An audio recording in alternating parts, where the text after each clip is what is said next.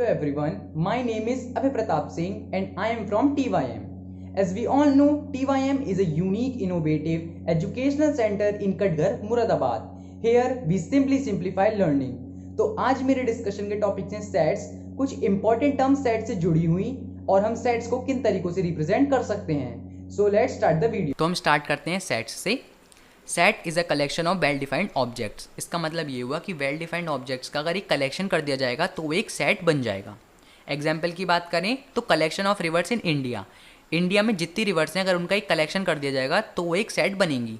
और उन रिवर्स में भी एक कॉमन प्रॉपर्टी है कि वो इंडिया को बिलोंग करती हैं. अब एक्सरसाइज 1.1 का क्वेश्चन नंबर 1 है, उसका फोर्थ पार्ट ये कहता है कि collection of all boys in your class. हमारी क्लास के जितने बॉयज़ हैं अगर उनका कलेक्शन करेंगे तो क्या वो सेट बनेगा? वो सेट बनेगा. क्यों? क्योंकि उन सब बॉयज़ में एक कॉमन प्रॉपर्टी है कि वो सब हमारी क्लास को बिलोंग कर रहे हैं. 9 पार्ट कहता है कि collection of most dangerous animals of the world, मतलब दुनिया की सबसे खतरनाक एनिमल्स का अगर कलेक्शन करेंगे तो क्या वो सेट बनेगा? नहीं बनेगा. क्यों? अगर हो अब मान लीजिए मैं कलेक्शन कर रहा हूँ तो हो सकता है मैं उसमें लायन रखूँ पर टाइगर ना रखूँ. पर ये भी हो सकता है कि सामने वाला अगर कोई और कलेक्शन कर रहा है तो वो लायन नहीं रखे, टाइगर रखे. तो इंसान की चॉइस जो है वो वेरी कर सकती है, इसीलिए ये सेट नहीं होगा. अब कुछ इंपॉर्टेंट पॉइंट्स है रिलेटेड टू सेट. सबसे पहला पॉइंट है कि ऑब्जेक्ट्स, एलिमेंट्स और मेंबर्स एक सेट के सिनोनिमस टर्म्स हैं.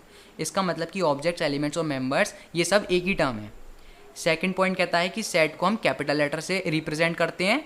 और थर्ड पॉइंट कहता है कि जो सेट में जो एलिमेंट्स होते हैं उन्हें हम स्मॉल लेटर से रिप्रेजेंट करते हैं. अब हम एप्सिलॉन पे आते हैं. तो एप्सिलॉन सिंबल का मतलब होता है बिलोंग्स टू, और उसे कुछ ई तरीके से बनाते हैं. एक्सरसाइज 1.1 का क्वेश्चन नंबर 2 है.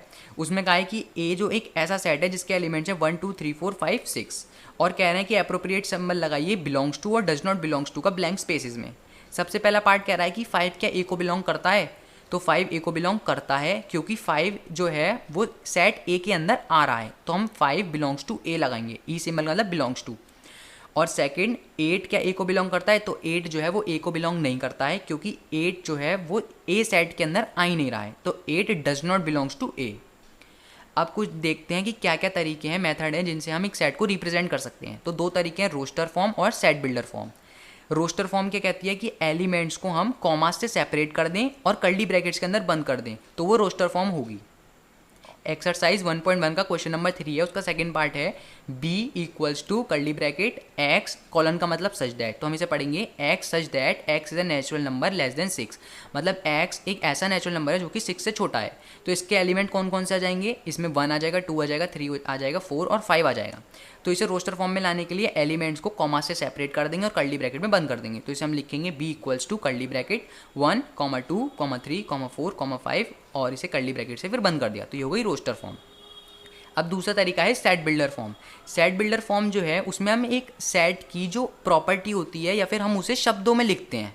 अगर हम इसे लिखना सीखें तो सबसे पहले हम एक वेरिएबल लेते हैं x जो कि एलिमेंट होता है उस सेट का.